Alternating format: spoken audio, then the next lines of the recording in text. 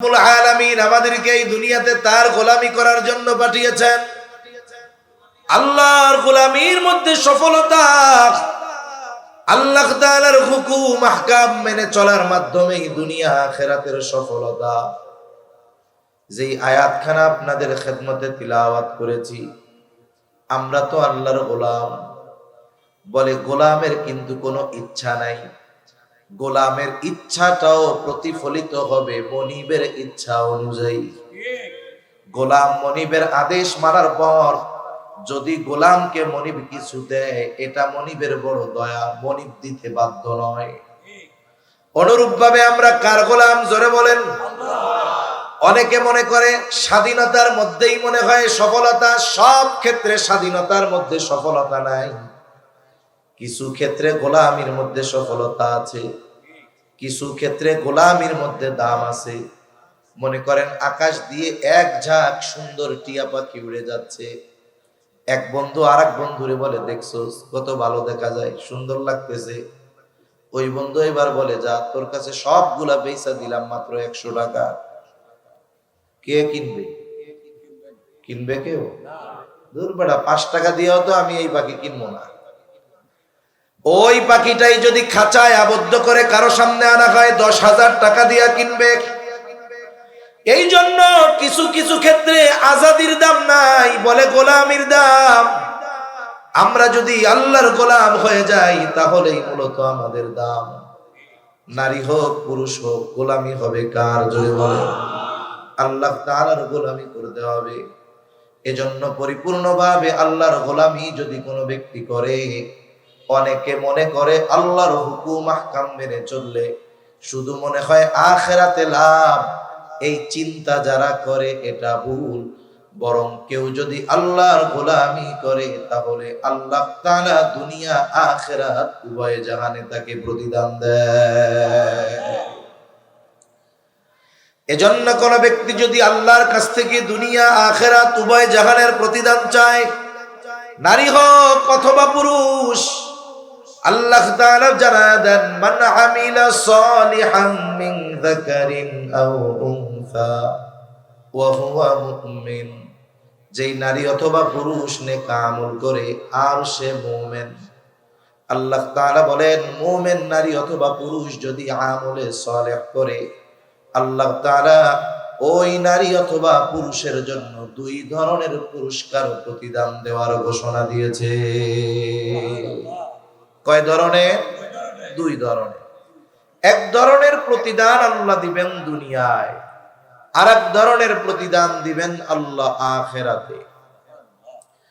আল্লাহ তাআলা ইমানদার নারী পুরুষের ইবাদতের বিনিময় প্রদানের ক্ষেত্রে কোনো তারতম্য করেন নাই, কোনো তারতম্য নাই। সৃষ্টিগত ভাবেও নারী পুরুষের মধ্যে পার্থক্য নাই। পার্থক্যটা কখন থেকে? প্রথমত মৌলিকভাবে পার্থক্য নাই।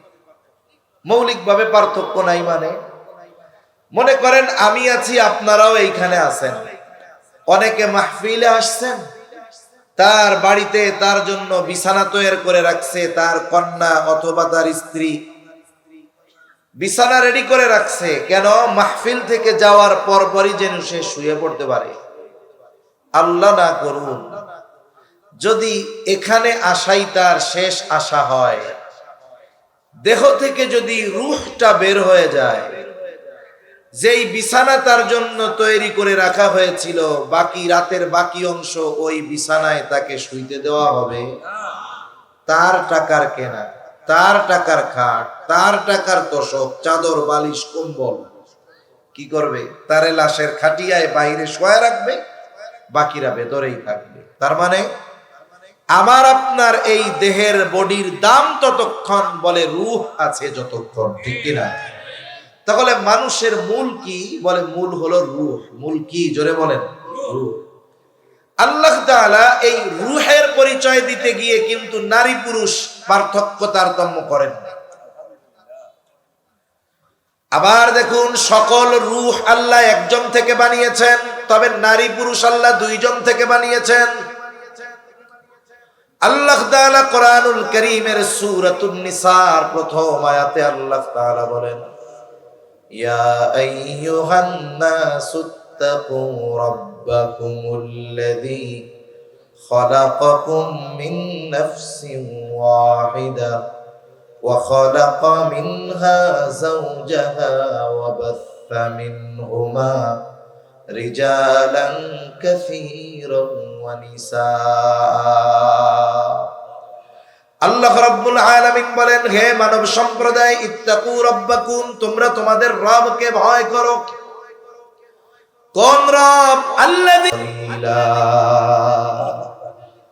তোমাদেরকে অতি সামান্য জ্ঞান দেওয়া হয়েছে। আল্লাহ বলতেছেন, রূহ আপনার রবের আদেশ, তোমাদেরকে অতি সামান্য জ্ঞান দেওয়া হয়েছে। তার মানে কিছু বিষয় আছে আল্লাহ বান্দাকে ওই বিষয়ের রহস্য নিরসনের জ্ঞান দেন, অথচ আমাদের জ্ঞান আল্লাহ তাআলা বলেন অতি সামান্য। কত সামান্য? জোরে বলেন। অতি সামান্য।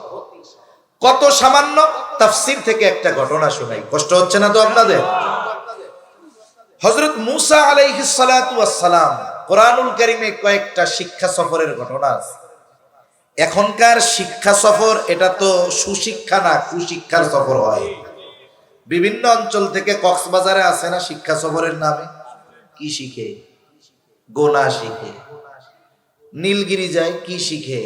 গোনা শিখে। এগুলা কুশিক্ষার সফর। আসলে শিক্ষার সফর হলো দাওয়াত ও তাবলীগের সফর, হজের সফর, উমরার সফর, ইলম অর্জন করার জন্য সফর। এগুলা হলো শিক্ষা সফর। কোরআনুল কারীমে মূসা আর খিজির আলাইহিস সালাম, এই দুইজনের শিক্ষা সফরের ঘটনা আছে। বাংলায় বলি খিজির, হবে হলো খাজির। যাই হোক, আমরা আমাদের ভাষায় বলি খিজির আলাইহিস সালাম। দুইজনে সফর শুরু করবে। এর আগের ঘটনা বলা আমার উদ্দেশ্য নয়। একটা সময় দুইজনের সফর শুরু হলো। লম্বা কথোপকথনের পর প্রথম সফর হবে নৌকা দিয়ে, তারা একটা সমুদ্র পাড়ি দিবে। দুইজনে মিলা নৌকার মধ্যে উঠছে। কিছু দূর যাওয়ার পর একটি দৃশ্য দুইজনের চোখে ধরা পড়েছে। দৃশ্যটা হলো একটা পাখি সমুদ্রের মধ্যে উড়ন্ত অবস্থায় ঠোঁট লাগায়া সমুদ্রের থেকে পানি পান করতেছে। আপনারা তো অনেকে হয়তো গেছেন সেন্ট মার্টিন, জাহাজে যখন যায় পাখি ওড়ে, অনেক সময় দেখা যায় উড়ন্ত অবস্থায় পাখি ডানা দুলতেছে আর ঠোঁট লাগায় লাগায় পানি পান করতেছে। এই দৃশ্যটা দুইজনেরই চোখে পড়ল। খিজির আলাইহিস সালাম বলতেছে, ও ভাই মূসা, ওইদিকে দেখেন, ওই যে পাখিটা পানি পান করতেছে সমুদ্রের থেকে ঠোঁট লাগায়া। বলতেছে, শোনেন, এই যে পাখিটা সমুদ্রের থেকে ঠোঁট লাগায়া পানি পান করে, বলে এই পাখির ঠোঁটে যতটুকু পানি লেগে আছে, বলে আল্লাহ তাআলার ইলম, আল্লাহ তাআলার জ্ঞান যদি গোটা সমুদ্রের সমপরিমাণ হয়, তাহলে আল্লাহ তাআলার জ্ঞানের তুলনায় গোটা সৃষ্টি জগতের জ্ঞান ওই পাখির ঠোঁটে লেগে থাকা পানির চাইতেও কম। এবার বলেন, আল্লাহ বলেছেন, ওয়ামা উতিতুম মিনাল ইলমি ইল্লা কলিলা, তোমাদেরকে অতি সামান্য জ্ঞান দেওয়া হয়েছে। বলে কত সামান্য? ওই সামান্য জ্ঞান কত সামান্য এটা নির্ণয় করার জ্ঞানও আমাদের নেই, ঠিক কিনা বলে? অথচ আমরা মানুষ একটু কিছু পড়ালেখা করলেই আমার চেয়ে বড় কে আছে, আমি সবচেয়ে বড় হয়ে গেছি। এজন্য আমরা যদি অনুধাবন করতে পারতাম যে আমরা কত ক্ষুদ্র, কত তুচ্ছ, তাহলে আমাদের দিলের মধ্যে কোনো অহংকার জাগ্রত হতো না। তাহলে রূহের পরিচয়ের কথা থেকে গেছি, কথার মূল জায়গায় খেয়াল রাখতে হবে। তাহলে বলতেছিলাম যে নারী হোক আর পুরুষ হোক, সকলের রূহ আল্লাহ বের করেছেন কয়জন থেকে? নারী হোক আর পুরুষ হোক, সকলের মূল জিনিস রূহের পরিচয় আল্লাহ কয় ধরনের দিয়েছেন? এক ধরনের। এরপরে আল্লাহ তাআলা আদম আর হাওয়া আলাইহিমাস সালাম, এই দুইজনের মাধ্যমে আল্লাহ তাআলা নারী পুরুষের গঠনগত কিছু পার্থক্য রেখেছেন। নারী আর পুরুষের মধ্যে গঠনগত পার্থক্য লম্বা ব্যাখ্যা করে বলার প্রয়োজন নাই। নারী সন্তান ধারণে সক্ষম, পুরুষ সন্তান ধারণে সক্ষম নয়। সন্তানকে নারী দুধ পান করাতে সক্ষম, পুরুষ সেটাতে সক্ষম নয়। এই ধরনের কিছু পার্থক্য আছে। শরীয়তের মধ্যেও বড় পার্থক্য নাই, তবে একটা দুইটা পার্থক্য পরিলক্ষিত হয়, বেশি বলবো না। এক নাম্বার, একজন নারী সে যখন প্রাপ্তবয়স্কা হয়ে যায়, বালেগা হয়ে যায়, ওই সময় থেকে নিয়ে 50-55 বছর পর্যন্ত সে যদি সুস্থ থাকে, অথবা যদি সে গর্ভবতী না হয়, অথবা সন্তান প্রসবকালীন পরবর্তী কিছু সময়কাল ছাড়া ওই নারী যদি সুস্থ থাকে, বলে প্রতি মাসে 3 থেকে 10 দিন তার একটা অসুস্থতা হয়। এই সময়গুলোতে আল্লাহ তাআলা তার নামাজ মওকুফ করে দিয়েছেন, কাজা করা লাগবে না। এটা হলো একটা পার্থক্য। আরেকটা পার্থক্য বলি, যেটা নিয়ে ইসলাম বিদ্বেষীরা ইসলামের উপরে আঘাত হানে বেশি। বলে ইসলাম সম্পদ বন্টনের ক্ষেত্রে নারীদেরকে ঠকাইছে। জোরে কর নাউজুবিল্লাহ। এত আস্তে কইলেন কেন? জোরে কর। ইসলাম কি ঠকিয়েছে নাকি? প্রথম বিষয়, যদি যুক্তির আলোকে ধরে নেওয়া হয়, যুক্তিকে যদি সামনে রাখা হয়, আল্লাহর ফয়সালা যেটা ইমানদার সেটা মেনে নিবে।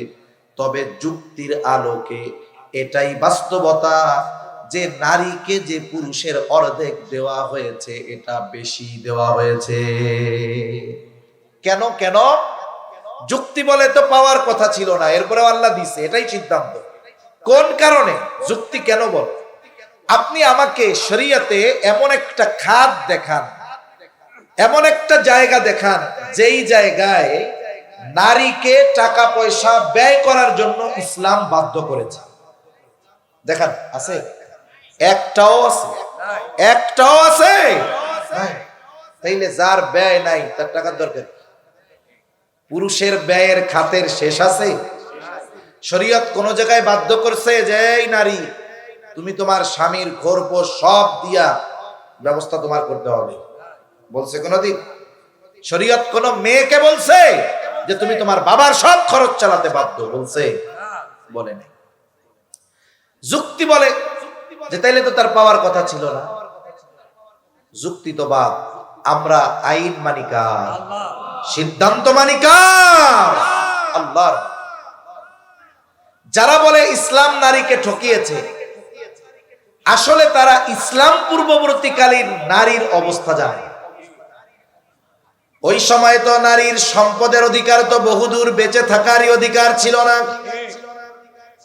বাইতুল্লাহর পশ্চিম পাশে একটা খোলা জায়গা আছে, বলা হয় ওই জায়গায় জাহেলিয়াতের সময় কন্যা শিশুদেরকে জীবন্ত দাফন করা হতো। কেউ যদি খবর পাইতো তার কন্যা সন্তান হয়েছে, সুন্দর চেহারাটা তার কালা হয়ে যাইত। আল্লাহ তাআলা বলেন, ওয়া ইযা বুশশিরা আহাদুহুম বিল উনসা যাল্লা ওয়াজহুহু মুসওয়াদ্দান ওয়া হুয়া কাযীম। আল্লাহ তাআলা কন্যা সন্তানের সংবাদকে সুসংবাদ বলেছেন। তাহলে ইসলাম কন্যা সন্তান হওয়াকে কি সংবাদ বলেছে? সুসংবাদ। আল্লাহ তাআলা বলেন, তাদেরকে যখন কন্যা সন্তানের সুসংবাদ দেওয়া হয়, তাদের চেহারাটা কালো হয়ে যায়, তারা মানসিকভাবে একেবারে হীনমন্য হয়ে যায়। তারা যখন কন্যা সংবাদের সংবাদ পাইতো, সন্তান হওয়ার, রাস্তা দিয়া যখন যাইতো, চেহারাটারে ঢাইকা রুমাল মুড়ি দিয়া পর্দা করে যাইতো, মানুষে যেন দেখতে না পারে ওই যে মাইয়ার বাপ যায়। তার মানে জাহেলিয়াতের সময় কন্যা সন্তান হওয়া এটা একটা পিতার জন্য সম্মানের হানিকর বিষয় ছিল। এই ব্যক্তি ততক্ষণ পর্যন্ত মান সম্মানহীনতায়, হীনমন্যতায় ভুক্ত, যতক্ষণ না ওই কন্যাকে সে জিন্দা দাফন করতে পারে। তাহলে সম্পদ তো বহুদূর বেঁচে থাকারও তাদের অধিকার ছিল না। তাহলে এক নাম্বার, ইসলাম কন্যা সন্তান হওয়াকে সুসংবাদ বলে অভিহিত করেছে। আফসোস লাগে, জাহেলিয়াতের সময়ের কথা বাদ দিলাম, এখনকার সভ্য সমাজেও যদি পরপর 2-3টা কন্যা সন্তান হয়, বাপের চেহারার দিকে তাকানো যায় না, ঠিক কিনা বলেন? এখন বলেন তো, ছেলে হোক আর মেয়ে হোক, যিনি দেন তিনি কে? আল্লাহ তাআলা বলেন, ইয়াহাবু লিমান ইয়াশাউ ইনাসাও ওয়া ইয়াহাবু লিমান ইয়াশাউ যুকুর আও ইউযাওবিজুহুম যুকরানাও ওয়া ইনাসা ওয়া ইয়াজআলু মান ইয়াশাউ আকিমা।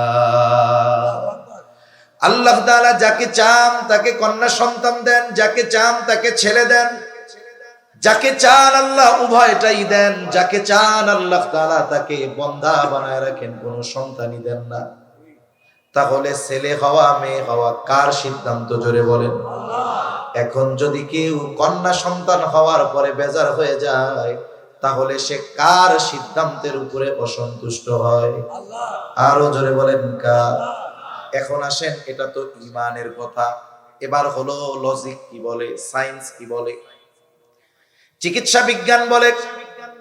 আমাদের সমাজে তো কন্যা সন্তান হওয়ার কারণে দোষ দেওয়া হয় নারীকে, ঠিক না? আসলে যদি এটা দোষণীয়ই হতো, দোষটা হইতো পুরুষের। মূল দোষটা কার? যদি দোষী ধরেন, সিদ্ধান্ত তো আল্লাহ যেটা দিবে এটা। কিন্তু যদি আপনি না কন্যা সন্তান হওয়ার জন্য কাউরে দোষ দিতে চান, নারীকে দেওয়ার সুযোগ নাই, দোষ হবে কার? পুরুষের। অথচ দেখেন, পরপর 2-3টা কন্যা সন্তান হইলে এটারে সাইডে আর একটা বিয়ে করার ধান্দা করে, আছে না নাই? কত জুলুম অত্যাচার করে। তাহলে কন্যা সন্তান হওয়া সুসংবাদ, এটা বলছে কে? আল্লাহ বলছে, ওই যা বুশিরা আহাদুহুম, এই যে সুসংবাদ ওদের দিলে মুখ কালা হয়ে যাইতো, তাইলে যার মাইয়া হওয়ার পরে মুখ কালা হয়, ওর খাসলাত আর ওই জাহেলিয়াতের সময়ের লোকগুলার খাসলাতের সাথে তফাৎ। তাহলে কন্যা সন্তান, এটাকে আল্লাহ বলেছেন সুসংবাদ। 2 নাম্বার, নবীজি সাল্লাল্লাহু আলাইহি ওয়াসাল্লাম বলেন, মান আলা জারিয়াতাইন, নবীজি সাল্লাল্লাহু আলাইহি ওয়াসাল্লাম বলেন, যে ব্যক্তি 2টা কন্যার জ্বালাতন সহ্য করবে, তার মানে তাকে বড় করবে, খরপোশ দিবে, দিন শেখাবে, দিনদার পাত্রে রেখাতে বিবাহ দিয়ে দিবে। নবীজি বলেন, দাখালতু আনা ওয়া হুয়াল জান্নাহ, আমি আর সে জান্নাতের মধ্যে প্রবেশ, সে জান্নাতে প্রবেশ করবে, আর আমি আর সে জান্নাতের মধ্যে পাশাপাশি অবস্থান করব। নবীজি 2 আঙ্গুল ইশারা দিয়ে দেখাই দিয়েছেন, তার মানে 2 কন্যার বাপ যে, সে যদি তারে ঠিকমতো লালন পালন করে, এরপরে দিন শেখায়, দিনদার পাত্রের সাথে বিবাহ দিয়ে দেয়, তাহলে সে আর নবী জান্নাতে একসাথে থাকবে। সুবহান। দুনিয়ার বড় বড় নেতার সাথে থাকার জন্য মানুষে কত চেষ্টা করে না? করে না? করে। মনে করেন বড় এক রাজনৈতিক দলের সেমিনার হইতেছে আপনাদের এই জায়গায়, মঞ্চ যখন হবে, মঞ্চে কি পাতি নেতা ওঠার সুযোগ পাবে? সুযোগ পাবে না। এখন বড় নেতার সাথে তো কথা বলারই সুযোগ নাই, হাত মেলানোরও সুযোগ নাই। এখন নিচে একজনের নিয়োগ দিছে, শোন আমি একটু নেতার কাছে যাব, ওই টাইমে নিচের থেকে সুন্দর মতো একটা ছবি তুলবি। এখন নেতা বৈশা আছে, ও নেতার কানের কাছে এসে মুখ লাগায়া জিজ্ঞাসা করতেছে, ভাই চা পানি কিছু লাগবে? ভাই বলছে, না না লাগবে না। ওই টাইমে ক্যামেরাম্যান রেডি, তুলছে ছবি, ফেসবুকের মধ্যে ছবিটা দিয়া লেগে, অমক ভাইয়ের সাথে একান্ত আলাপচারিতায়। কইল কি আর ওই জায়গায় ছবিতে লেখলো কি? তার মানে দেখেন, ও ওইটারে ফেসবুকে দিবে, প্রোফাইলে দিবে, কেউ উল্টা পাল্টা করলে, দেখছোস আমার খাতির কার লগে, দেখছোস একেবারে সাইজ করে দিব, অথচ ওরে উনি চেনেও না, ঠিক কিনা কর? তাহলে একটু দুনিয়ার মানুষের সাথে, সম্মানী মানুষের সাথে, ক্ষমতাধর মানুষের সাথে থাকার জন্য মানুষের কত চেষ্টা, অথচ 2 কন্যা হইছে, যথাযথভাবে লালন পালন করলে নবীর সাথে জান্নাতে থাকার সুসংবাদ। সুবহানাল্লাহ বলেন। নবীর সাথে জান্নাতে থাকতে পারা এটা কত সৌভাগ্যের ব্যাপার। হযরত আনাস রাদিয়াল্লাহু তাআলা আনহু থেকে বর্ণিত, তিনি বলেন, একদিন এক গ্রাম্য সাহাবী নবীজির কাছে আসছে। গ্রামের মানুষ এত শত বোঝে না, তারা হলো সরল। নবীজি আরেকজনের সাথে কথা বলতেছে। আদব হলো আপনি যখন কারো সাথে কথা বলবেন, ওই কথা বন্ধ না হওয়ার আগ পর্যন্ত আমি আপনারে কথা বইলা ডিস্টার্ব করব না। গ্রামের মানুষ তো বোঝে না। নবীজি ওই ব্যক্তির সাথে কথা বলতেছে, আর ওই গ্রাম্য লোকটা গিয়া নবীজিরে জিজ্ঞাসা করে, ইয়া রাসূলুল্লাহি মাতাসসা, হে আল্লাহর রাসূল সাল্লাল্লাহু আলাইহি ওয়াসাল্লাম, কিয়ামত কখন হবে? মানুষের কিন্তু একই কথা বলার ভঙ্গিমার কারণে, উপস্থাপনের কারণে অর্থ পরিবর্তন হয়ে যায়। একই কথা উপস্থাপনের কারণে পরিবর্তন হয়ে যায়। একটা উদাহরণ দেই, কষ্ট হচ্ছে না তো? এখন মনে করেন একজন আমারে বলতেছে, হুজুর চা খাবেন? আমি বললাম না। এর দ্বারা কি বুঝলেন? যে আমি এখন চা খাবো না। আর যদি বলে, হুজুর এটা খাবেন? আরে মিয়া খাবো না। তার মানে কি বুঝলেন? না বলছি না ধুমসে খামু। এর দ্বারা দেখেন বাচন ভঙ্গির কারণে একই কথা অর্থ পরিবর্তন হয়ে গেছে। তা এই ব্যক্তির বলার ভাবটা ছিল এরকম, সে কিয়ামত কখন হবে এই খবর জানতে আসছে এমনটা নয়। কেমন যেন তার ভাবসাব, সে রেডি হইয়া বৈশা রইছে, কিন্তু কিয়ামত আইতাছে না। বুঝেন না? ওই ব্যক্তির সাথে কথা শেষ, নবীজি এবার তারে বলতেছে, ওই ব্যক্তি কই যে জিজ্ঞাসা করছে যে কিয়ামত কখন হবে। নবীজি সে যদি জিজ্ঞাসা করতো কখন হবে, তাহলে নবীজি বলতেন আমি জানি না, অথবা আলামত এইগুলা এইগুলা। কিন্তু নবীজি তাকে পাল্টা প্রশ্ন করছে, মা আদাত্তা লাহা, তুমি কিয়ামতের জন্য কি পাথেয় সংগ্রহ করেছো? সরল মানুষ বলে আমি আল্লাহ এবং তার রাসূলকে ভালোবাসি। নবীজি বললেন আল মারউ মা'a মান আহাব্বা, যে যাকে মহব্বত করে ভালোবাসে তার সাথে অবস্থান করবে। প্রশ্ন ছিল কি কিয়ামত কখন হবে? শেষ জবাব হইল কি? বলে যে যাকে মহব্বত করে তার সাথে অবস্থান করবে।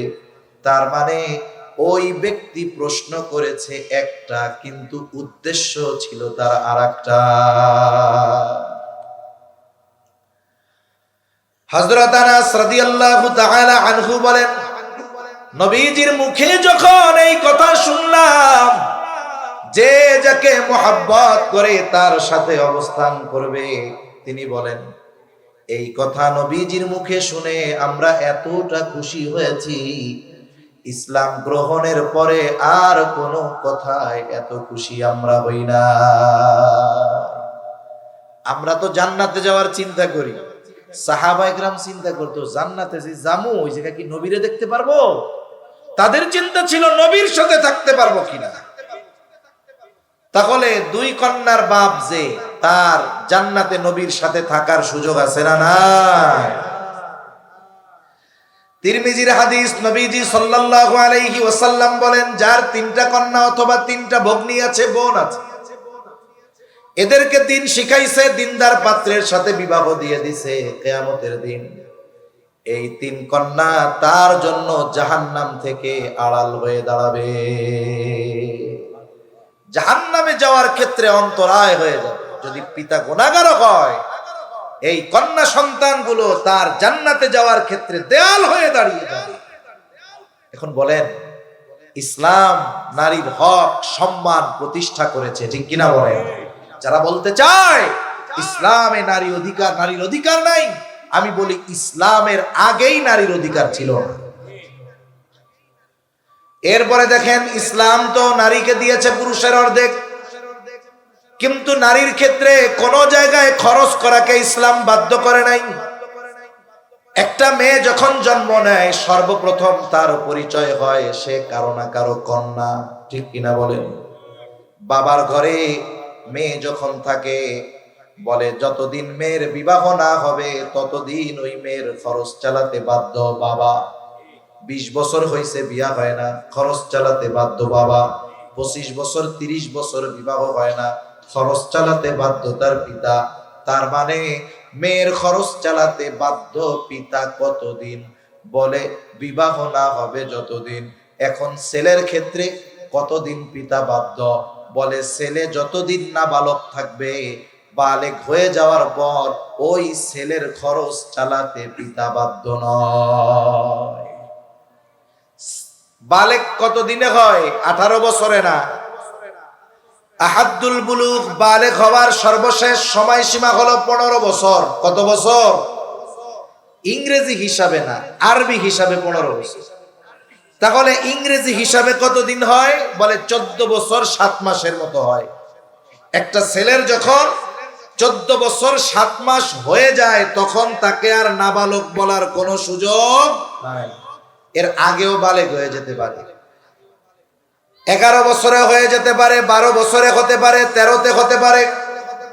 তবে 14 বছর 7 মাস হয়ে যাবার পর একে আর নাবালক বলার কোনো সুযোগ নাই। তার মানে একটা ছেলে যখন 14 বছর 7 মাস অতিক্রম করবে, ওই ছেলেটার খরচ তার পিতা বহন করতে বাধ্য নয়। কিন্তু মেয়ের ক্ষেত্রে বিষয়টা এমন, বালেগা হলেই যে খরচ বাদ দিয়ে দিতে পারবে এমন নয়, বরং মেয়ের বিবাহ না হবে যতদিন ওই মেয়ের খরচ চালাতে পিতা বাধ্য ততদিন। এবার বুঝে থাকলে একটু জবান খুলে বলেন, বাবার ঘরে ইসলাম ছেলেকে জিতালো নাকি মেয়েকে জিতালো? এবার আর একটু কথাই বলি। মেয়ের যখন বিবাহের বয়স হয়, মেয়ের বিবাহ দেওয়ার জন্য অভিভাবক চিন্তিত হয়ে যায়, ঠিক না? বলেন তো, শুধু কি মেয়ে বিবাহ উপযুক্ত হলে অভিভাবক বিবাহ দিবে, ছেলে বিবাহর উপযুক্ত হলে দিতে হবে না? নারী পুরুষ উভয়ের ক্ষেত্রেই তো আল্লাহর আদেশ, وَأَنكِحُوا الْأَيَامَ مِنكُمْ وَالصَّالِحِينَ مِنْ عِبَادِكُمْ وَإِمَائِكُمْ إِنْ يَكُونُوا فُقَرَاءَ يُغْنِهِمُ اللَّهُ। আল্লাহ রাব্বুল আলামিন অভিভাবকদেরকে আদেশ দিচ্ছেন, তোমাদের অধীনস্থ যারা বিবাহ উপযুক্ত আছে, হোক দাস দাসী, তাদেরকে তোমরা বিবাহ দিয়ে দাও। তার মানে বিবাহ উপযুক্ত ছেলে থাকলে বিবাহ দিয়ে দেওয়ার আদেশ অভিভাবকের উপর, মেয়ে থাকলে আদেশ অভিভাবকের উপর। কিন্তু আমাদের দেশের অধিকাংশ অভিভাবকেরা মেয়ের বিবাহ দেওয়াটা নিজের জিম্মাদারি মনে করে, আর ছেলের বিবাহ দেওয়াটা করাটা এটা তার জিম্মাদারি মনে করে না। এজন্য মেয়ের যখন বিবাহর বয়স হয়, সময় হয়, লক্ষ লক্ষ টাকা খরচ করে। অনেকে আছে মেয়ে হইছে, আমাদের অঞ্চলগুলাতে করে, মেয়ে হইছে চিন্তা করে বিবাহ দিতে হবে, দামি কাঠের গাছ লাগায়। 10-15 বছর, 16-17 বছরে মেয়েকে বিবাহ দিবে, 17 বছর পরে ওই গাছ কাটে। এক একটা লাগাইছিল 10 টাকা দিয়া, দাম হয়ে গেছে 1 লক্ষ টাকা। আবার মেয়ে হইছে এই চিন্তা কইরা তার জন্য মাসে 500-1000 টাকা করে জমায়। বিবাহের সময় গাছগুলা বিক্রয় করে মেয়েরে বলে, মা চিন্তা কইরো না, তোমারে যখন জন্ম নিছিলা তুমি, তোমার বিয়ার চিন্তা তোমার এই বাপের ছিল, এই জন্য গাছ লাগায় রাখছিল, এই যে 15 লাখ বিক্রয় করছে, টেনশনের কারণ নাই। কেন? ছেলেটার জন্য 10টা গাছ লাগানো গেছিল না? ছেলেরও তো বিবাহ দেওয়ার দায়িত্ব আপনার। 10টা গাছ লাগায়া বিবাহর উপযুক্ত হলে এই গাছ বিক্রয় করে টাকা দিয়ে তারে বলতে পারতেন, ব্যবসা বাণিজ্য করো, বিবাহর উপযুক্ত হয়েছে, বিবাহ করো। তুমি যৌবনের তাড়নায় পাপ করবা, আর আমি বাবা সেই পাপের ভাগ নিতে পারবো না। এইরকম বুক ফুলিয়ে বলা বাবা এ বাংলাদেশে কমই আছে, ঠিক কিনা বলেন? বরং ছেলে যদি বিবাহ উপযুক্ত হয়, বিয়ে করতে চায়, আফসোসের সাথে বলতে হয়, গতকাল না পরশুদিন এক তরুণ আফসোস করতেছে, বলতেছে আমার বয়স তখন 21 বছর, আমি দ্বীনের উপরে চলার চেষ্টা করতাম, আমার শরীর বলতেছে বিবাহ করব, বাবার অ্যাবিলিটি আছে, বাবারে বলছি, বাবা ধমক দিয়া বসায় দিছে। আরো পরে 30 বছরের আগে কোনো বিয়া শাদী নাই। এইবার ছেলেটা পাপে জড়িয়ে গেছে। একে তো পাপ করতেছে, এই পাপের সমপরিমাণ বাবার আমলনামায় যাচ্ছে। দুঃখের বিষয় কি, ছেলেটা এক সময় অসুস্থ, সে রক্ত পরীক্ষা নিরীক্ষা করার পরে দেখলো তার এইডস হয়ে গেছে। কেন? যৌবনের তাড়না মেটাতে গিয়ে সে যখন পাপের পথে গেছে, সে তো পাপ করেছে, তার জীবনটা ধ্বংস হয়েছে, বলতেছে এর জন্য পুরা দায়ী হলো আমার বাবা। এজন্য মনে রাখবেন, ছেলেও যদি বিবাহ উপযুক্ত হয় আমরা বিবাহ দিয়ে দিব ইনশাআল্লাহ। কিন্তু ছেলেদের ক্ষেত্রে কি হবে? 20 বছর 25 বছর বয়স বিয়া করতে যায়। এখন বাপ কয় 25 বছর পর্যন্ত খাওয়াইলাম, আর তুমি বেকার, কাম কাজ ধরো, নিজের পায়ে দাঁড়াও, এরপরে বিয়া করো। এবার মনে করেন ব্যবসা বাণিজ্য একটা ধরছে, এবার কয় এবার তাইলে বিয়া দিয়া দেন। কয় 25 বছর খাওয়াইলাম, কামাই করে আমাকে আগে 5 বছর খাওয়াও, এরপরে বিয়া করো। বলে কি বলে না? এই সময়গুলাতে যদি সে পাপের সাথে জড়িয়ে যায়, এই পাপের ভাগ ওই অভিভাবকের নেওয়া লাগবে। তাহলে বাবার ঘরে যখন কন্যা, বলে সব খরচ বহন করার দায়িত্ব বাবার যতদিন বিবাহ না হবে। এরপরে মেয়ের যখন বিবাহ হবে, স্বামীর ঘরে যখন যাবে, এইবার স্বামী তার সব খরচ বহন করতে বাধ্য। দেনমোহর দিতে হবে মোটা অঙ্কের মহারানা। আবার স্বামীর বাড়িতে গিয়ে সব খরচ চালাতে স্বামী বাধ্য। খাদ্য, বস্ত্র, চিকিৎসা, বাসস্থান সব চালাবে স্বামী। তাহলে বাবার ঘরে 1 টাকা খরচ নাই কন্যার, স্বামীর ঘরে 1 টাকা খরচ নাই কন্যার। এখন স্বামী দুনিয়া থেকে যদি চলে যায়, আল্লাহ তাআলা যদি তারে সন্তান দেয়, আল্লাহ তাআলা স্পেশাল আয়াত নাজিল করে ওই মায়ের খরচ চালানোর জন্য সন্তানদেরকে আল্লাহ তাআলা কঠোর আদেশ দিয়ে দেয়। তাহলে গোটা হায়াতে নারীর কোনো খরচ নাই, বলে পুরুষের খরচের কোনো শেষ নাই। একজনের বেতন হলো 50,000, আর একজনের 25,000। 50,000 যার বেতন, বলে তার খরচ বেশি, মাস শেষে 50,000 শেষ হয়ে আরো খরচ করা লাগে। কিন্তু যার বেতন 25,000, তার 10,000 15,000 মাস চলে যায়, মাস শেষে আরো 10,000 ডানে থাকে। বলেন তো বছর শেষে লাভবান কে, 50 ওয়ালা না 25 ওয়ালা? এজন্য নারীর ক্ষেত্রে কোনো খরচ আল্লাহ বাধ্যতামূলক করেন নাই, কিন্তু পুরুষের কোনো খরচ নাই। এখন যদি আপনি একটু ঠান্ডা মাথায় চিন্তা করেন, দেখবেন যদিও পরিমাণে দেখা যায় অর্ধেক, কিন্তু বাস্তবেই আল্লাহ তাআলা হিসাব করলে নারীকে জিতায়া দিয়েছে। তবে ইবাদতের ক্ষেত্রে এই ধরনের দৃশ্যমান কোনো কমতি বেশ কম নাই। বরং বুজুর্গানে দিন বলেন, এই জায়গায় আল্লাহ নারীদের জিতিয়েছে।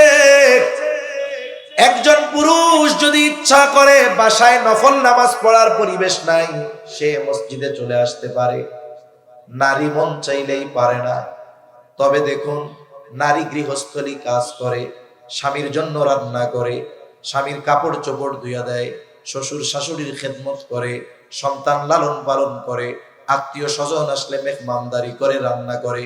বুজুর্গানে দিন বলেন, কোন নারী যদি এই ঘরের কাজগুলো আল্লাহর সন্তুষ্টির জন্য করে, তাহলে এই কাজগুলাও তার আমলনামায় কবুল ইবাদত বলে যোগ হয়ে যায়।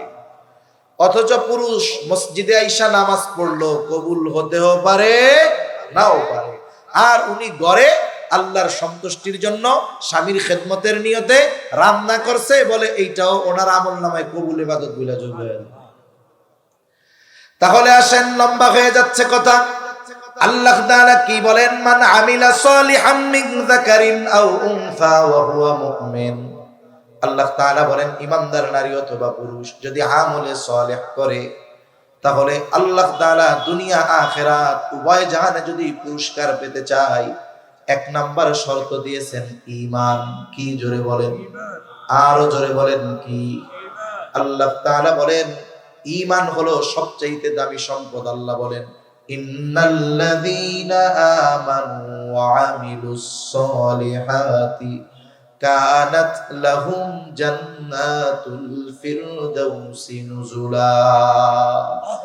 আল্লাহ তাআলা বলেন, নিশ্চয়ই যারা ঈমান আনে ও আমলে সালেহ করে, তাদের জন্য রয়েছে জান্নাতুল ফিরদাউসের মেহমানদারি। মনে রাখতে হবে, একজন মানুষের সৎকর্ম আখিরাতে কাজে লাগবে তখন, সে ঈমানদার হবে যখন। কারণ কোন ব্যক্তি যদি আখিরাতে তার ভালো কাজের প্রতিদান আশা করে, তাহলে অবশ্যই তাকে ঈমানদার হতে হবে। এই জন্য ইমানদার যখন কোন নেক আমল করে, বলে ওই নেক আমলের কিছু বিনিময় আল্লাহ দুনিয়াতে দেয়, আর নেক আমলের পূর্ণ প্রতিদান আল্লাহ আখিরাতে দেয়। তবে বেঈমান যদি নেক আমল করে, ভালো কাজ করে, বলে ওর ভালো কাজের পূর্ণ প্রতিদান আল্লাহ দুনিয়ায় দিয়ে দেয়। ঈমান না থাকার কারণে আখিরাতে প্রতিদান পাওয়ার খাতা তার থাকে না। আর যদি কেউ দুনিয়ায় বদ আমল করে, বলে বদ আমলের কিছু প্রতিদান আল্লাহ দুনিয়ায় দেয়, পরিপূর্ণ দিবে আখিরাতে। এটা মুমিনের ক্ষেত্রেও কাফেরের ক্ষেত্রেও। তাহলে আসেন, এক নাম্বার কম্পালসারি, আর এই ঈমানটা হতে হবে একেবারে শিরিক মুক্ত ঈমান। যদি ঈমান শিরিক মিশ্রিত হয়ে যায়, তাহলে ওই ঈমান দ্বারা নেক আমলের পূর্ণ প্রতিদান পাওয়া যায় না। এই জন্য ঈমান হলো সবচাইতে দামি সম্পদ। সবচাইতে দামি সম্পদ কি, জোরে বলেন? ঈমান। কারণ যাররা পরিমাণ ঈমান, অনু পরিমাণ ঈমান। যাররার উদাহরণ আগে উলামায়ে কেরাম বুজুর্গানে দিন দিতেন। বলে একটা বালু, এই বালুকে যদি 70 ভাগ করা হয়, ওই 70 ভাগের একটা ভাগকে একটা যাররা বলা হয়। একটা বালুরে যদি 70 ভাগ করাও যায়, দেখা যাবে। এতটুকু ঈমানের দাম কত জানেন না? লম্বা হাদিসের শেষাংশ শোনাই আপনাদের, মুসলিমের হাদিস।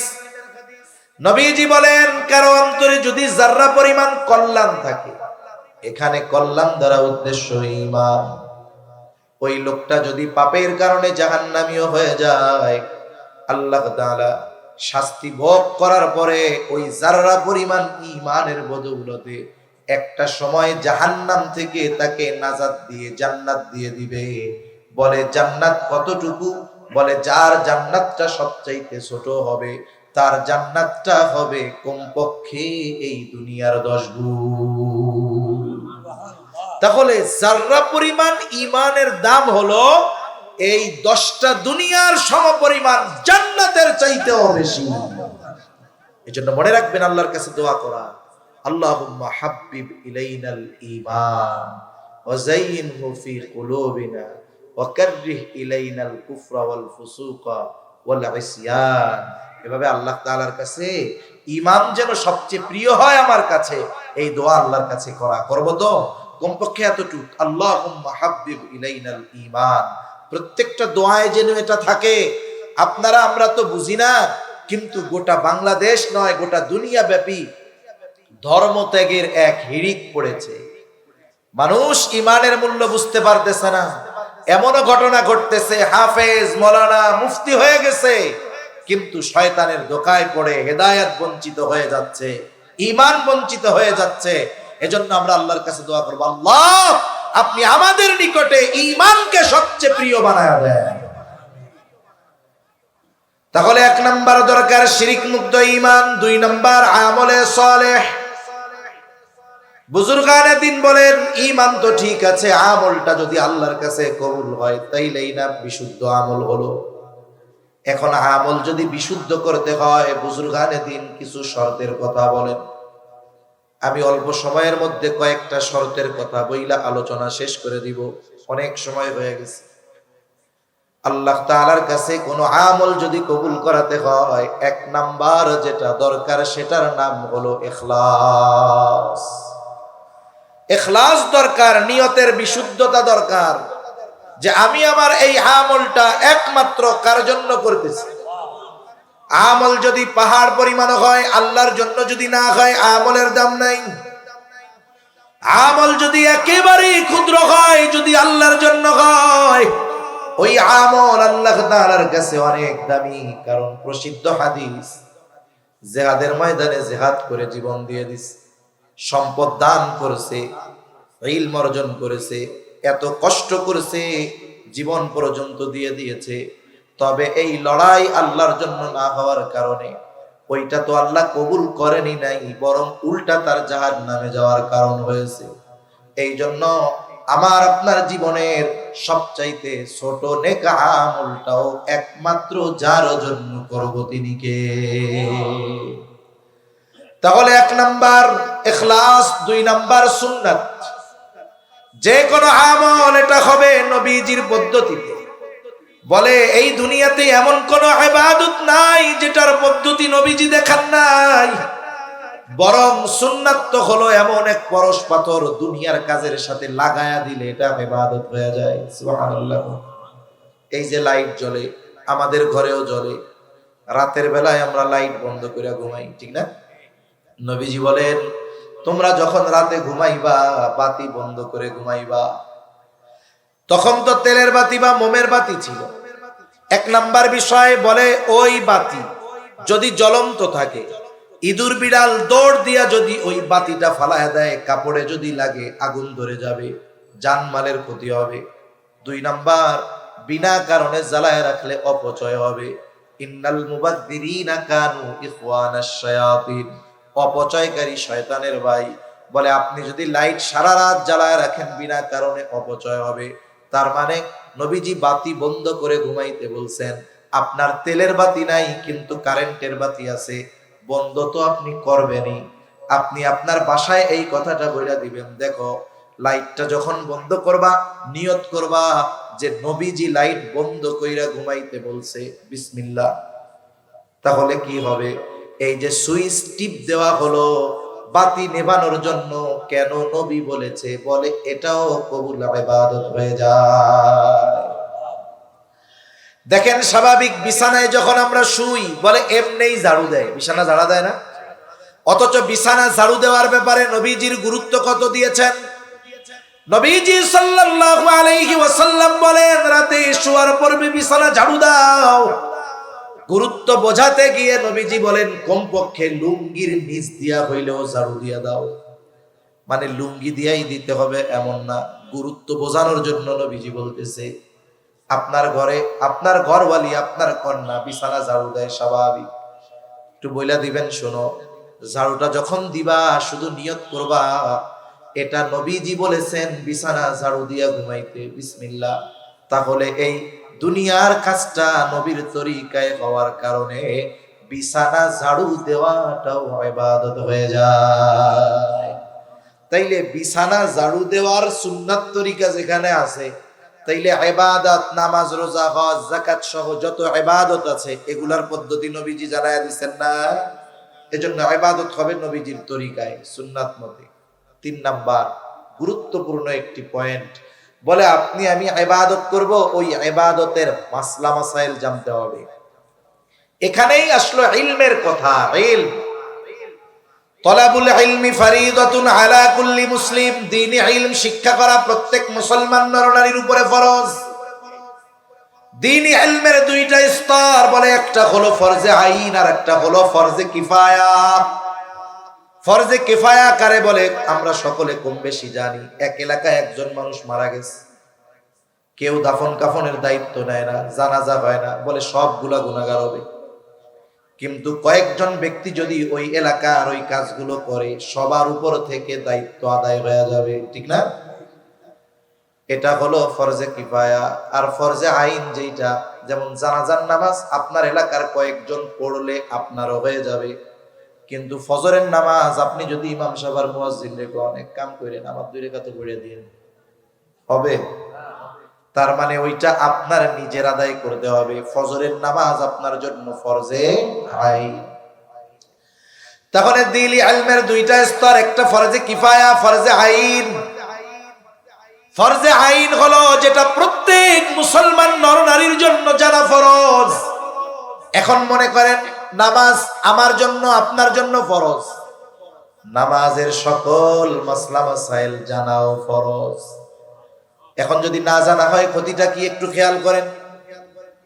নামাজি নামাজের বাহিরে ভেতরে 13টা ফরজ আছে। কয়টা ফরজ? বাহিরের হোক আর ভেতরের হোক 13 ফরজ থেকে যদি একটা ছুইটা যায়, সাহু সেজদা যদি 100 লাগায়, কাম হবে নাকি? এখন নামাজি নামাজে দাঁড়ায় গেল, তার নামাজের মধ্যে ফরজ ছুটে গেছে, অথবা বাহিরের ফরজ ছুটা ছিল, অথবা ভেতরের যে কোনো ফরজ ছুটে গেছে, কিন্তু নামাজের বাহিরে ভেতরে 13 ফরজ নামাজির জানা নাই। বলেন তো এখন যদি ফরজ ছুটে যায় নামাজি টের পাবে নাকি? নামাজি 10 নোভাক নামাজ তাইব না বদ্দা থাকবে থাকবে না। আপনাদের ভাষাটা সুন্দর অনেক। কালকে গেছি টেকনাফ, আমারে শিখাইতেছে টাইউন। আপনারা ছিলেন নাকি টাইউন করেছে? ও আপনারা তো কাছাকাছি লোক। আমি কই কি লাস্টে কয়টা হলো টমেটো। আল্লাহু আকবার। তাহলে সে জানুক আর না জানুক তার নামাজ থাকবে না। নামাজের ওয়াজিব 14টা। 14 ওয়াজিব থেকে যদি একটা সুইটা যায় সাউ সেজদা দিতে হবে, নাইলে নামাজ হবে না। এখন নামাজি নামাজের ওয়াজিব গুলো জানে না। বলেন তো ওয়াজিব ছুটলে কি সে টের পাবে নাকি? সে টের পাক আর না পাক সাউ সেজদা তো দিবে না, তার নামাজও হবে না। নামাজ ভঙ্গের 19টা কারণ। বলে 19 কারণ থেকে যদি একটা কারণ পাওয়া যায় নামাজ ভঙ্গ হয়ে যাবে। নামাজি নামাজ ভঙ্গের 19 কারণ জানে না। নামাজ ভঙ্গের কারণ যদি পাওয়া যায় সে টের পাবে না, টের পাক আর না পাক তার নামাজ থাকবে না। ওযু ভঙ্গের কারণ 7টা। 7 কারণ থেকে একটা পাওয়া গেছে, বলে তার ওযু নাই, নামাজও নাই। গোসলের ফরজ 3টা আদায় হয় নাই, বলে পবিত্রতাও হয় নাই, নামাজও হবে না।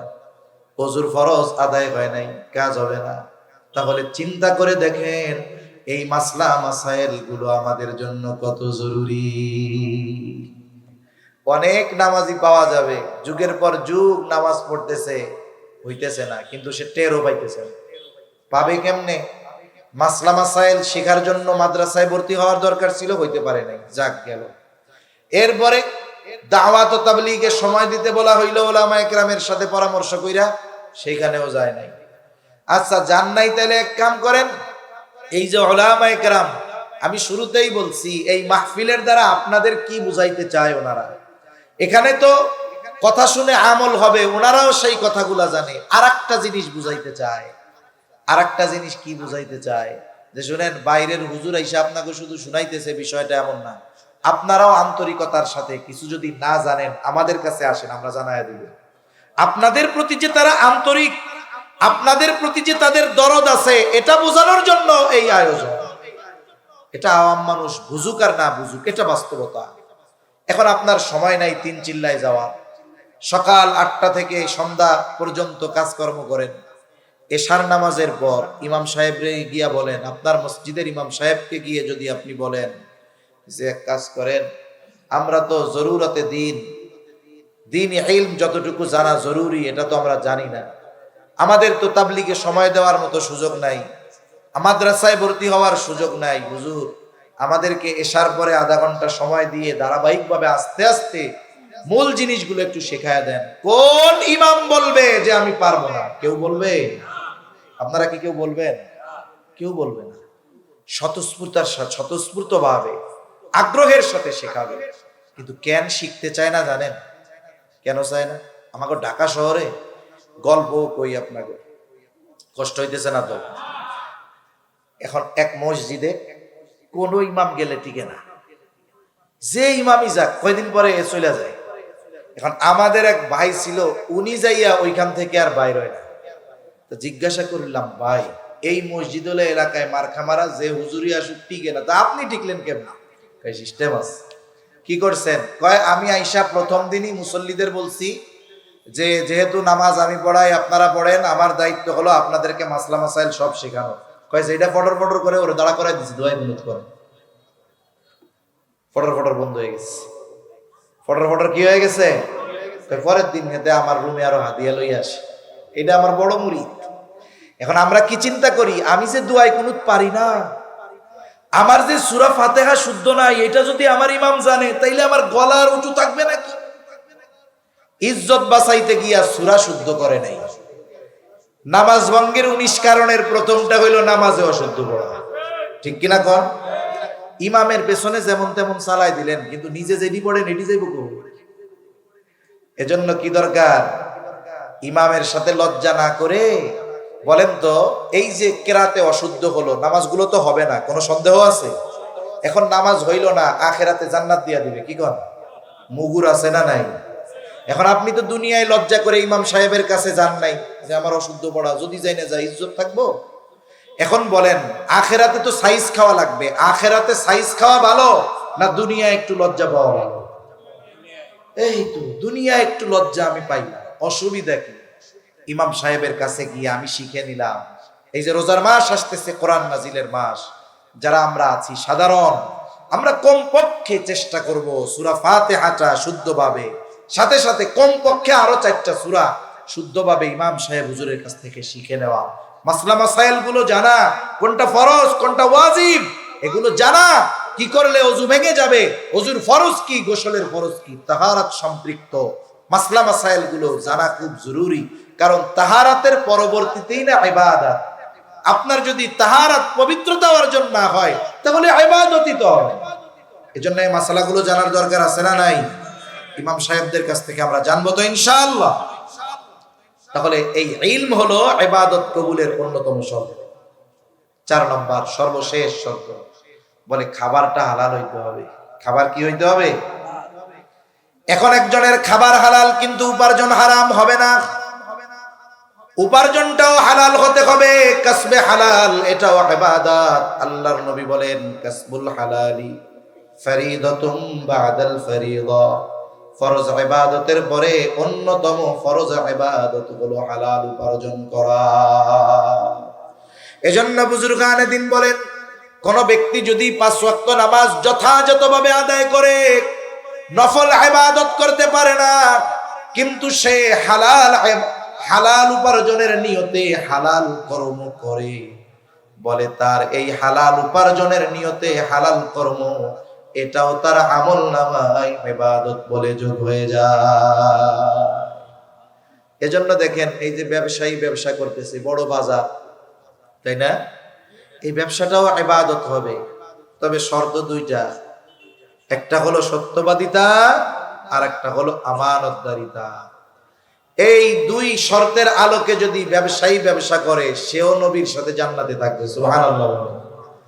আর যদি ওই যে ওজনে কম বেশ করে, 1 নাম্বারটার টাকা নিয়ে 3 নাম্বারটা দিয়ে দেয়, শাস্তি আছে না নাই? এজন্য এই যে দেখেন কর্মগুলোও ইবাদত। এজন্য আমার উপার্জনের উৎস কি হতে হবে? হালাল হতে হবে, কর্মটাও হালাল হতে হবে। একজন চাকরি করে একটা রেস্টুরেন্টে, কয় ভাই 10 ঘন্টা ডিউটি করি, একটু ফাঁকি দেওয়ার উপায় নাই, আমার 100% হালাল টাকা। কয় সিসি ক্যামেরা লাগায় রাখে, 5টা মিনিট ফাঁকি দেওয়ার কোনো উপায় নাই, এর মধ্যে শুধুমাত্র বাথরুম টাথরুম ছাড়া কাজ হয় না। এখন বলে তুমি কাজটা করো কি, ফাঁকি দাও না, বুঝলাম, কামটা কি? কয় আমার তো ওই আধুনিক রেস্টুরেন্ট, ওইখানে ফরেনাররা আসে, ওনাদেরকে আমার মদ পরিবেশন করতে হয়। কামটা কি দেখছেন? ফাঁকি দেয় না ঠিক, কিন্তু কামটা কি? তুই যে কাম করতেছস, তোর উপরে তো আল্লাহর রাসূলের লানত পড়তেছে 24 ঘন্টা বেলা। এজন্য কাজটাও হতে হবে বৈধ, ফাঁকিও আবার দেওয়া যাবে না। কাজ বৈধ কিন্তু ফাঁকি মারে, বলে এখানেও সে খেয়ানতকারী, ঠিক কিনা বলেন? কর্মটাও হালাল, শ্রমটাও হালাল, ফাঁকি দেওয়া যাবে না। এরপরে খাবারও হালাল। কত বুজুর্গ আছে কি করবে জানেননি? ঘুষের টাকা পকেটে একটা লইয়া 1 বান্ডিল নিয়ে আই, শুক্রবারের দিন, শনিবার রাত্রে তো সাহারি হইতে পারে, সম্ভাবনা বেশি, না হইলে পরের দিন হবে। আর বাজারে আসছে, বাজারে এসে দেখে বিশাল বড় এক গরু জবাই হয়েছে। এখন চট্টগ্রাম বিভাগের মানুষ, এনারা কি গরুর গোশত ছাড়া সাহারি চলবো? এখন উনি দেখছে যে বিশাল গরু, কসাইরে যায় জিজ্ঞাসা করে, এত বড় গরু জবাই দিলি কেমনি? কই 2 জনে দিয়ে দিচ্ছে। এখন ওই যে ওয়াজে শুনছে, হালাল প্রাণী যদি ইচ্ছা করে বিসমিল্লাহ বাদ দিয়া জবাই দেয়, আল্লাহর নাম বাদ দিয়া জবাই দেয়, ওই প্রাণীর গোশত আর হালাল থাকবে না। কয় 2 জনে জবাই দিছিলি বেটা, আল্লাহর নাম কইস না? উনি বলে জি বলছি। কয় বলতে মনে ছিল? কয় হ্যাঁ ছিল। এখন কসাই কয় বলদ ভাইবেন না, নামাজ কালাম পড়ি না, আল্লাহর হক নষ্ট করতেছি, আল্লাহ মাফ করে দিতে পারে। ইচ্ছা কইরা বিসমিল্লাহ বাদ দিয়া হারাম গোশত খাওয়াইয়া বান্দার হক নষ্ট কইরা জাহান্নামে যাবো মিয়া? তার মানে পকেটে ঘুষের টাকা নিয়ে যিনি আসছেন, উনি নিশ্চিত হইলেন যে গরুর গোশতটা কি আছে? হালাল আছে। যে আমার সিনার থেকে দেখে দেখে 20 কেজি দিই, এবার 20 কেজি হালাল গোশত নিয়ে পকেট থেকে দিছে কি? এরকম আল্লাহর বান্দার অভাব আছে দুনিয়ায়? এজন্য আমাদের উপার্জনটাও হালাল হতে হবে, খাবারটাও কি হতে হবে? হালাল হতে হবে। এই 4টা শর্ত। 1 নাম্বার ইবাদত আল্লাহর জন্য, ইমান তো ঠিক থাকতেই হবে, কম্পালসারি। 2 নাম্বার নবীর তরিকায়, 3 নাম্বার ইবাদত করব, ইলম অর্জন করতে হবে, 4 নাম্বার উপার্জন খাবার উভয়টা হালাল। এখন এই 4 শর্ত ঠিক আছে, নারী হোক আর পুরুষ হোক। কয় ধরনের পুরস্কার? কথা শেষ। 2 ধরনের। প্রথমটা দিবে আল্লাহ দুনিয়ায়, সুবহানাল্লাহ বলেন। যারা ভাবে যে আল্লাহর হুকুম আহকাম মাইনা চললাম, আখেরাতেই তো পামু, দুনিয়ায় কি দিবে? দুনিয়ায় কি দিবে শুনেন এখন। আল্লাহ তাআলা বলেন ফালানুহিয়ান্নাহু হায়াতান তাইয়্যিবা। আল্লাহ তাআলা দুনিয়ায় দিবে কি? বলে হায়াতে তাইয়্যিবা আল্লাহ দান করবে। হায়াতে তাইয়্যিবার লম্বা কথা সংক্ষেপে শুনি, অনেক মুফাসসিরদের কওলগুলো শোনায় দেই। 1 নাম্বার হায়াতে তাইয়্যিবা অর্থাৎ হলো হালাল রিজিক। কি রিজিক? জোরে বলেন। হালাল রিজিক। আবার যতটুকু প্রয়োজন এতটুকু দিবে আল্লাহ। অমুখাপেক্ষী জীবন দিবে, তার মানে মানুষের কাছে মুখাপেক্ষী হওয়া লাগবে না, তার যতটুকু প্রয়োজন ব্যবস্থা করবে কে? আবার দেখেন যতটুকুই আল্লাহ তাকে দিবে, আল্লাহ তাআলা সাথে সাথে তাকে স্বল্পে তুষ্টতা দান করবে। তার মানে কম পাইলেও সে খুশি, আলহামদুলিল্লাহ কর। স্বল্পে তুষ্টতা যদি আমরা অর্জন না করতে পারি, তাইলে দুনিয়ার শান্তি পাওয়া সম্ভব না। কারণ আপনি 2 তালা বাড়ি বানাইছেন, 2 তালা, আশেপাশে আর বাড়ি ঘর নাই, আপনারটাকে রাজপ্রাসাদ মনে হবে, ঠিক না? এখন আপনার পাশে আর একজনে 30 তালা বানাইছে, ওই 30 তালা ছাদে উঠলে আপনারটারে পাবলিক টয়লেট মনে হবে। আর আপনি যখন আপনার 2 তালার থেকে এরকম তাকাবেন, আপনার টুপিও পড়বো, চশমাও পড়বো। আপনার মধ্যে যদি স্বল্পে তুষ্টতা না থাকে, এইবার আপনার অন্তরের মধ্যে শুরু হয়ে গেছে, আর শান্তি হবে না। আল্লাহ কি দিবে? স্বল্পে তুষ্টতা দান করবে। আল্লাহর নবী বলেন বনি আদমের পেট কবরের মাটি ছাড়া ভরবে না। 1 জমিন স্বর্ণ দিলে ও আর 1 জমিন পাওয়ার আকাঙ্ক্ষা করবে। কিন্তু আল্লাহ তাআলা এই গুণে গুণান্বিত নারী পুরুষকে স্বল্পে তুষ্টতা দান করবে, মানে তার যা আছে ওতে আলহামদুলিল্লাহ। আবার যা আল্লাহ দিবে এতে তার প্রয়োজন মিটবে। আবার আল্লাহ হালাল ভাবে ব্যবস্থা করবে, সম্মান দান করবে, পবিত্র জীবন দান করবে। শুধু তাই না, ইবাদতে মজা আল্লাহ দান করবে, সুবহানাল্লাহ। ইবাদতে মজার কথা বলতে গিয়ে তাফসীরের মধ্যে আসছে, এক বুজুর্গ বলতেছে যে এই ইবাদতের মধ্যে যে কি মজা আর বাদশাহী, কি তৃপ্তি, এটা যদি দুনিয়ার বাদশারা জানতো, আর এই মজা যদি ছিনিয়ে নেওয়ার মতো ব্যবস্থা থাকতো, ওরা ওদের সর্বশক্তি প্রয়োগ করে ইবাদতের মজা কেড়ে নিত মানুষের কাছ থেকে। এখন আমি কেমনে বুঝাবো আপনাকে? আমাদের অনেক মসজিদগুলো আছে, মসজিদগুলায় ফজরের নামাজে যুবক কম হয়, বুড়া মানুষ বেশি হয়, ঠিক না? অনেক মসজিদে আছে মুসল্লি ঠিক মতো হাঁটতে পারে না, লাঠিবর দিয়ে দিয়া ফজরের সময় ঠান্ডা পানি দিয়া ওযু কইরা কনকনে শীতে মসজিদে চলে যায়। ওই ব্যক্তিকে জিজ্ঞাসা করবেন যে 80 বছরের মুরব্বী, আপনি তো পথ চলতে পারেন না, আপনি এই শীতের মধ্যে ঠান্ডা পানি দিয়ে ওযু করে কনকনে শীতে কাঁপতে কাঁপতে মসজিদে কেন আসেন? ওনারে জিজ্ঞাসা করবেন, যদি ওই সেজদায় মজা না থাকতো উনি কষ্ট করে উঠে আসতো না, ঠিক কিনা বলেন? উনি ইবাদতের মজা পেয়েছে, এই জন্য কনকনে শীত আর ঠান্ডা পানি ওনাকে থামায় রাখতে পারে নাই, মসজিদ থেকে দূরে রাখতে পারে নাই। কারণ উনি সবচাইতে তৃপ্তি তো পায় তখন যখন সেজদার মাধ্যমে আল্লাহর কুদরতি কদমে লুটিয়ে পড়ে, ঠিক কিনা বলেন? এজন্য সেজদার মধ্যে সবচাইতে মজা, এখানে বান্দা আল্লাহ তাআলার সবচাইতে নিকটে চলে যায়। আল্লাহ বলেন ওয়াসজুদ ওয়াকতাফ, সিজদা দাও আর নৈকট্য অর্জন করো, সুবহান। দুনিয়াতে আল্লাহ তাআলা তার সব প্রয়োজন মেটায় দিবেন, শান্তিময় এক জীবন তার হয়ে যাবে। এজন্যই দোয়া করি অনেক সময়, আপনারাও করেন আমরাও করি, আল্লাহ আমাকে হায়াতে তাইয়্যিবা দান করেন। হায়াতে তাইয়্যিবা হলো এইটা, আখিরাতে আল্লাহ কি দিবে?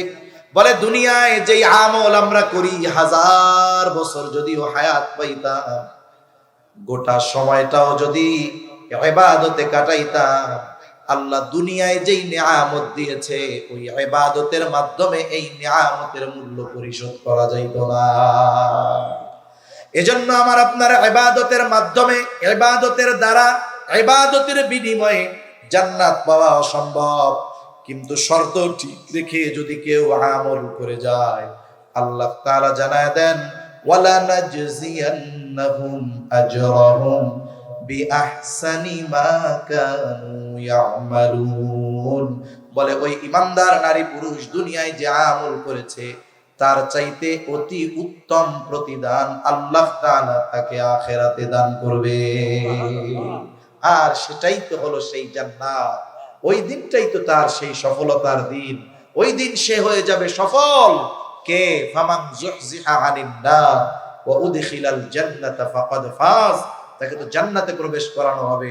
অথচ ওই জান্নাতে যাওয়া দুনিয়ার ইবাদত দিয়ে সম্ভব ছিল না, কিন্তু সে এই দুই শর্তগুলো ঠিক রেখে ইবাদত করার কারণে আল্লাহ আখিরাতে তার ইবাদতের তুলনায় বহুগুণ উত্তম প্রতিদান তাকে দান করবে। এখন এই যে রমজান মাস চলে আসছে না, একেবারে এই শর্তগুলো ঠিক রেখে সাথে সাথে রমজান মাস হবে কোরআনময় রমজান। আমরা উলামা ইকরামের সাথে, ইমাম সাহেবদের সাথে সম্পর্ক রেখে এই রোজার মাসটা দুপুরের পরে মসজিদে গড়াগড়ি দিয়া না কাটাইয়া ইলম অর্জনে, কোরআন শিক্ষায়, সহিহ শুদ্ধ করায়, মাসলা মাসাইল শেখার মাধ্যমে কাটাবো তো ইনশাআল্লাহ। আমাদের সাথে উলামা ইকরামের সাথে সম্পৃক্ততা বেশি দরকার। ইসলাম বিদ্বেষীদের যত মিশন আওয়ামকে গোমরা করার, এর মধ্যে অন্যতম মিশন হলো আলেমদের থেকে আওয়ামকে দূরে সরায়া দেওয়া। আলেমদের থেকে আওয়ামকে দূরে সরায়া দেওয়া। কারণ সিংহ যখন কোন হরিণের পালের উপরে আক্রমণ করে, সে প্রথম ওই পাল থেকে একটাকে আলাদা করে, এরপরে আক্রমণ করে। সেও জানে যে তাদের শিং শক্ত, আমি যদি যাই আর ওরা যদি আমারে বেড়ে করে ধরে আমিও মরে যেতে পারি। এজন্য ওই জালেমরা ওই সিংহর মতো যখন কোনো ব্যক্তিকে, মানুষকে, সমাজকে, রাষ্ট্রকে গ্রাস করে নিতে চায়, আলেমদের সাথে আগে তার দূরত্ব তৈরি করে। এজন্য সাবধান।